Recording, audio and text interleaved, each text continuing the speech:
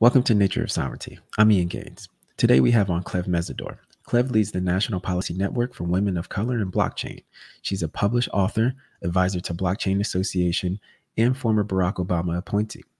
Cleve is committed to empowering women and Black blockchain innovators on Capitol Hill, ensuring our needs and presence has a seat at the regulatory table so that our communities are not left behind in a marketplace in which we have no say.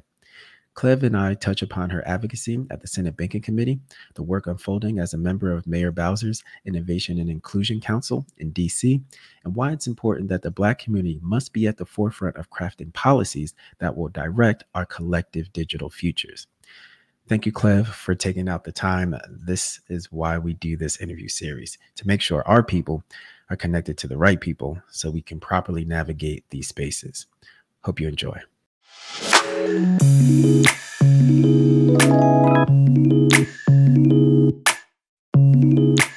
Thank you for coming on. I'm thrilled to be on. I always love talking Bitcoin and crypto. Yes.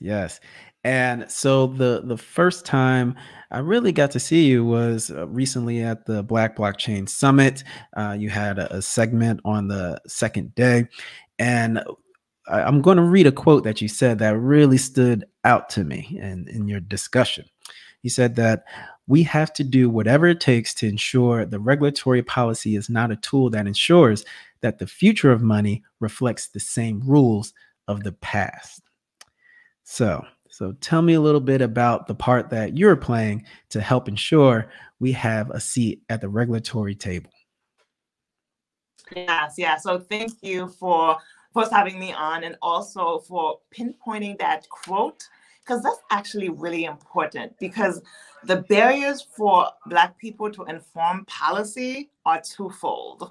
One, there's enough data. Many of your listeners and viewers might know Chris Brummer, who's at Georgetown. He is a fintech specialist. He actually did a study last year that said that showed that less than 1% of federal regulators have been Black or brown, right? That is starch. And I believe that he actually looked at just for Black regulators, period. That says that the regulatory agencies, the people that actually have putting their regulations in place, are not diverse. And we're talking crypto, when you look at even the largest schools of economics in terms of their heads, who's leading those, that's not diverse as well. So, and a lot of the regulatory folks come from that space. Now, even when you look at Congress, the Joint Center does a lot of studies that show that even for Democrats, right, they don't have enough diversity in their staff. So we're starting from behind, and especially when you put in the context of crypto, for those of us who want to build an open financial system, and we need the regulations as we're building this framework to also foster equity. The structure doesn't do that. In fact, what we've seen is the structure that claims, and I'm talking about Washington and the Washington machine, whether it be Congress, the regulatory agencies, they want to close the gaps. Their policies actually help to, advance the gaps, right? Advance equity. And one of the biggest areas we see this is access. When you look at, who goes to Washington, it's lobbyists, right? Who pays for lobbyists? All wealthy and predominantly white, stakeholders. But that has changed, right?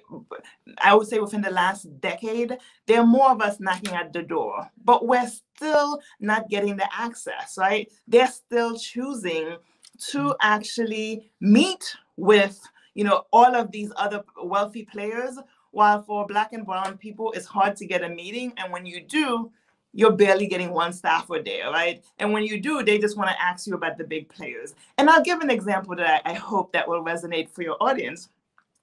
Last year, Coinbase launched an attack on diversity in crypto.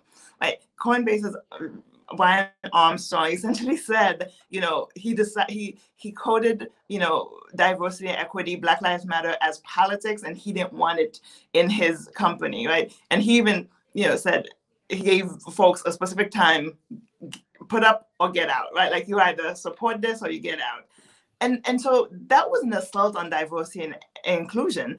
He has been rewarded for that, right? So many of us wrote letters, even I called on members of Congress to do a congressional inquiry. That never occurred, right? Then he launched and he went public. And usually when you go public, it's an opportunity for regulators to actually ask questions and bring the CEO. Nobody questioned him. So when he became the first crypto company, well, when his company became the first crypto company to go public, like to be a publicly traded company, Nancy Pelosi meets with him in her office. They take a picture on the balcony. And Nancy Pelosi is one that's supposed to be about diversity and equity, right? And how does Washington reward him? He is a federal contractor. He just got a contract last month with ICE, right? Of all entities. So this is not a question about Brian Armstrong. This is the question of access, right?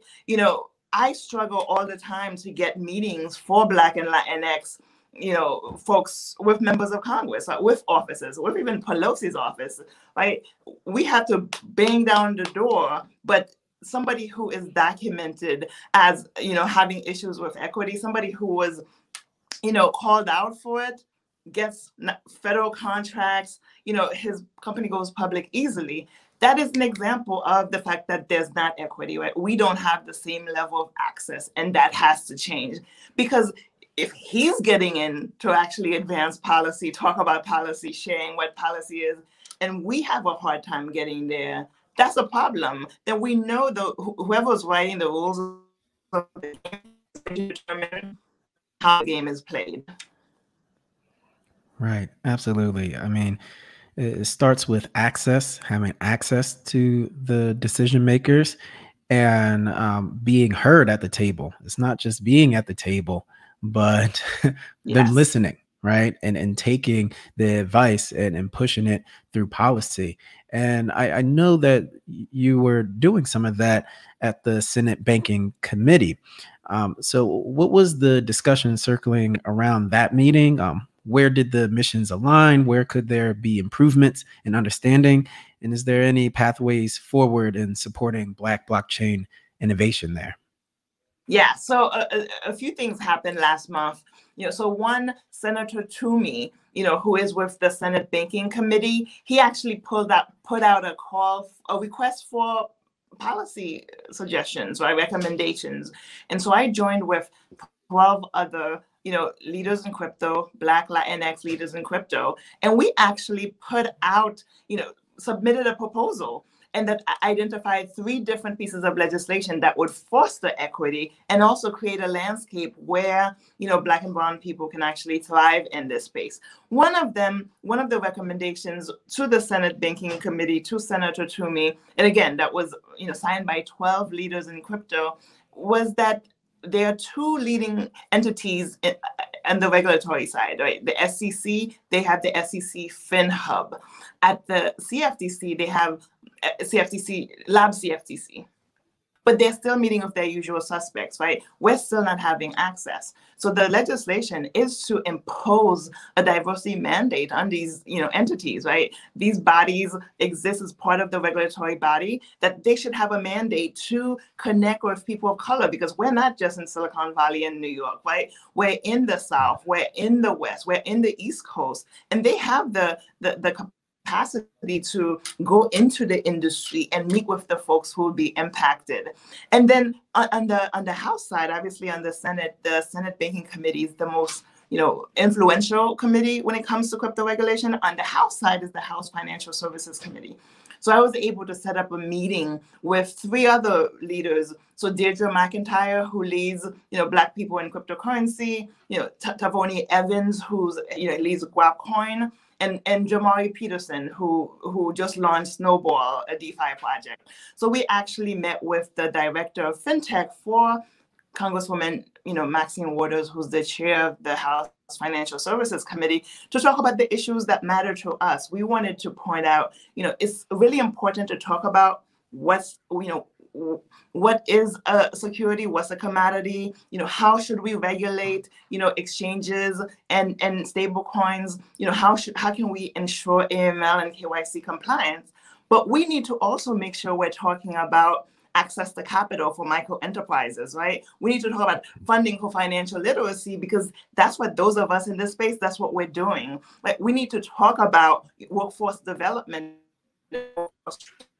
for community, but to get them into crypto, we need that. So we need to talk about the big issues, but the issues that will really foster growth at the micro enterprise level, we have to move those conversations. So it was great that we were able to have that meeting with the Financial Services Committee, but it was just a start, right? We need more of that. And I wear a separate hat. I'm an advisor with the Blockchain Association, and I lead the diversity, equity, and inclusion work. And one of the things that we want to do is we want to make sure that, Black, Latinx, LGBTQ innovators in this space have access to Washington.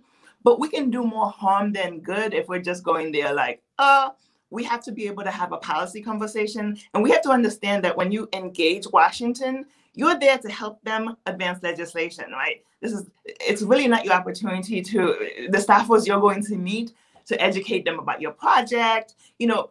The way you do that is you bring supporting materials, right? The supporting materials has all of that, but if you can wow them in the 30 minutes that you have and talk about, you're looking at legislation to do X, here's what you should be doing. We need legislation to do Y, that's in your blind spot, here's how you should be doing it. That's because you're telling them now how do they do their job, and they can say, okay, we're gonna move this along, but we're going to need you to partner with us, right? Who are the other stakeholders in place? So I'm working with the Blockchain Association to sort of do like a boot camp for some of the Black and Latinx leaders who are ready to actually engage Washington, because we need an army, but we need to make sure we're doing it right. One of the misconceptions is that, Black football players could not be a quarterback, right? Because we couldn't do what the quarterback does. Right. No, so we had to prove them wrong. So when we go to Washington, we have to be ready to operate like a quarterback, right? So we have to do the training and whatever to make sure we're tight. But one last thing I'll say is I lead the National Policy Network of Women of Color in Blockchain. And since 2019, we've been doing this delegation of women of color in Blockchain. We bring a delegation to Washington to meet with members of Congress. We've been doing this since 2019. In 2019, we brought a delegation of 25 women. That was the first to Washington to meet with their members of Congress, so that members of Congress could see people who are their constituents. It was women of color from all over the country who are building in this space. And since then, 2 of those women have testified before Congress during hearings, right? Wow.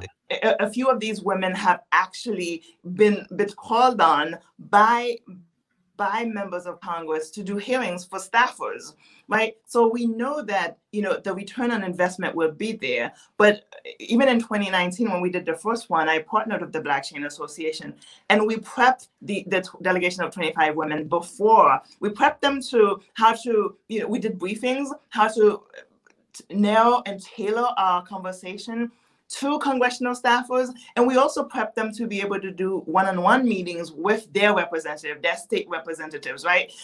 And we set up meetings for them to go in there and talk about their issues. Lately there's been a lot of data and research that shows that Black and brown mainstream adoption of crypto is leading the nation. Like we are we're even rivaling white males on this, right? And I was in a meeting recently where somebody was just like, yeah, this is an interesting trend. We don't know what's really motivating it. I was just like, I know, because that's what we've been doing. Those, Isaiah Jackson with Bitcoin and Black America, even, Lindsay Nguyen, who created the first Women of Color in Blockchain group, Deirdre McIntyre, who created this Facebook group that, we've been doing this work over the last,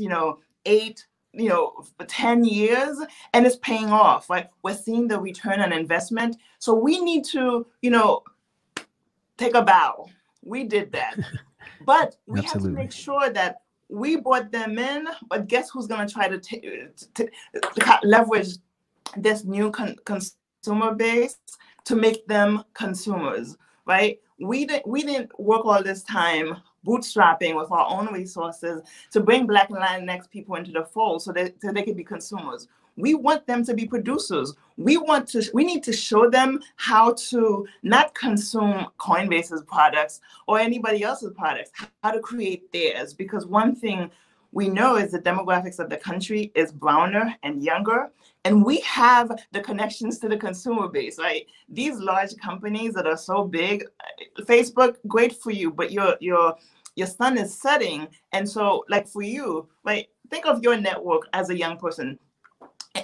People talk about, the reason that, Zoomers and millennials can do so well in the marketplace, because your generations are large and you actually connect with each other, and you're part of this digital connect generation where your networks are large. So use those networks to be producers for those networks. Don't allow somebody else to say, oh, give me access to your network so they can make money for me, and we continue to be the consumer. So anyways, I'm off my high horse now.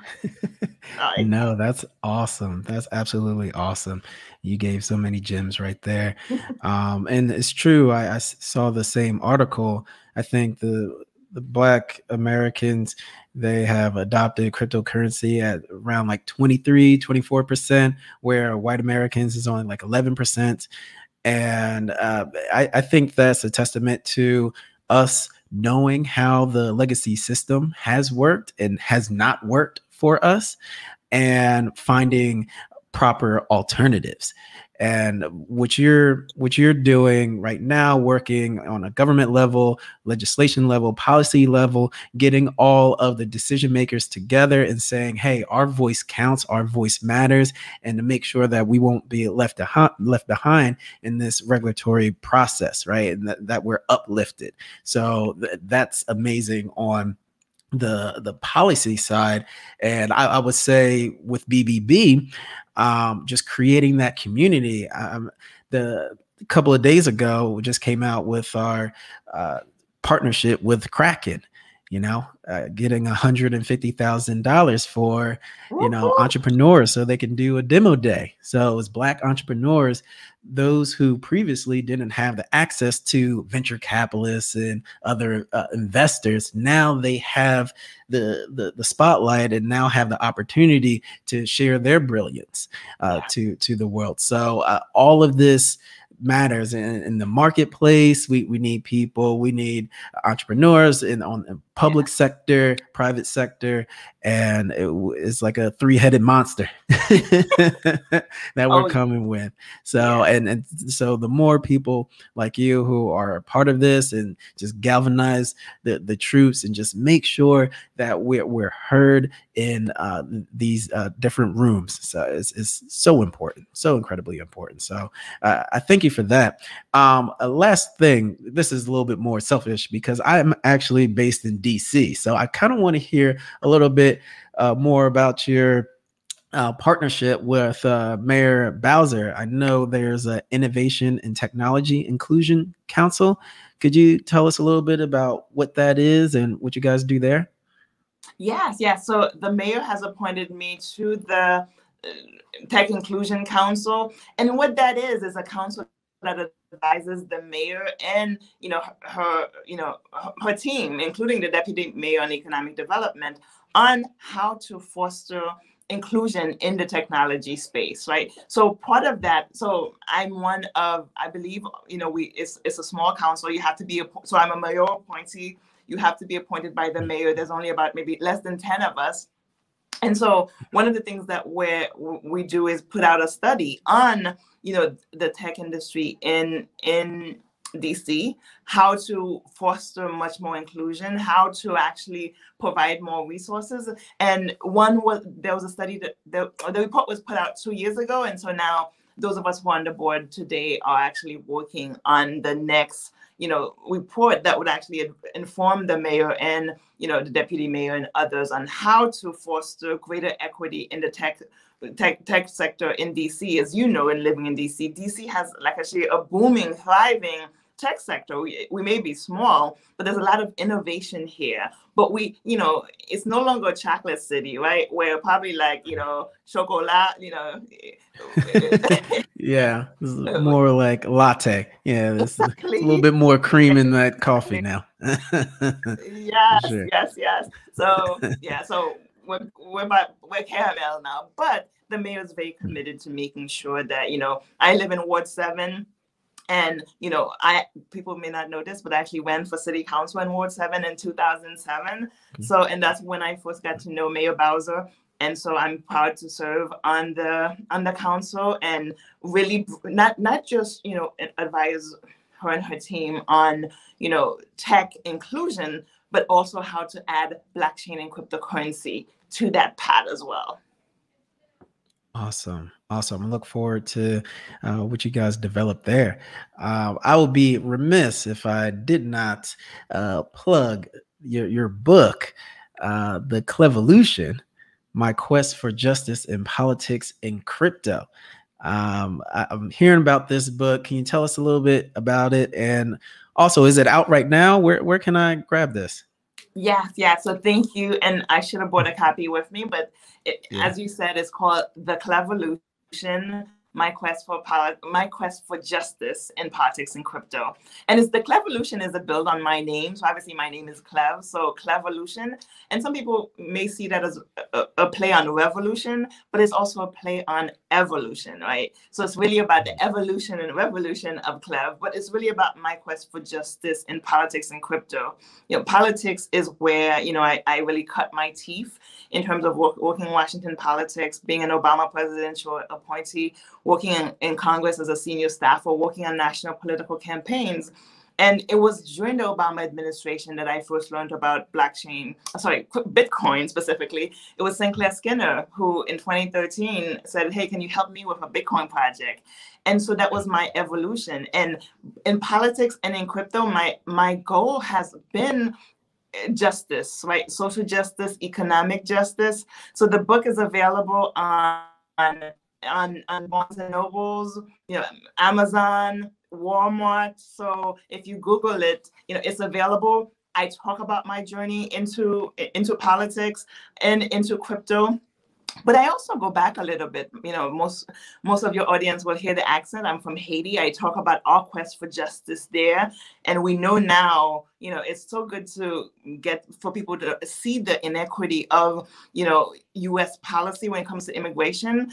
A lot of us like to call it crimigation. If you're Black or brown, that's how you're treated in terms of the immigration policy. So the piece on, for Haiti, it was great to see. It was unfortunate, the incident, but great now people see that there's a problem that we have to fix.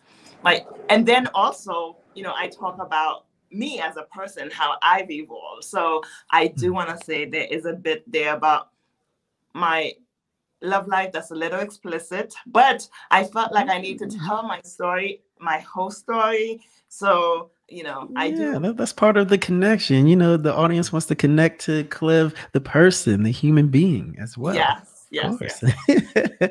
That's all gravy. Yeah. So no, that's absolutely awesome. And there's a lot of people in our space now writing books. I know Bitcoin Vegan dropped the From Bars to Bitcoin, which is amazing. Of course, we know Isaiah, and we have yours. So there's a lot of Black authors in the space talking about their Bitcoin journey from their perspective, which is so important right now. So thanks so much. Now, if there's any way for people to stay up to date with the new projects that you're doing, or how to get in contact with any of the events that's coming up, where should they go? Well, the first thing I want to say is, big up to Black Bitcoin Billionaires Network. It was created by, the old heads in the space, Lamar, Isaiah, and others who again, are responsible for the adoption that we've seen. And this is important, right? Because we have to connect with our people, get with our people. So, big up to Black Bitcoin Billionaires. You said BBB earlier. I'm a Gen Xer, so I was like Belle Biv DeVoe, but no. Oh, okay. Yeah, definitely. That's my auntie's grooving to that. They get down at every cookout function. So Belle Biv DeVoe is definitely thrown down. So I know. But people can reach me on Twitter. I'm on crypto Twitter at CMesi, at CMESI. Okay, awesome. And sorry, and is there any events coming up that people should know? Anything that's around the corner? Yes. Well, obviously for most of us, we're planning for, 2020, for March 2020, which is just around the corner. I'm going to do the next congressional delegation of women of color in blockchain, bring a delegation of women of color to DC.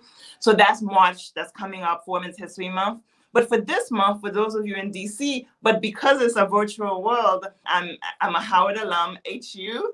And so that there you go. Would be the DC FinTech Summit, which is a great space talking about crypto and other FinTech aspects as well. Okay, we'll definitely look forward to that. Well, Cleve, please keep on doing what you're doing, making sure that we are represented in all the right spaces and pushing through the policies and the ideas that's important to us in our community. So I thank you so much for doing what you're doing. Thank you for the work that you're doing. It's very important.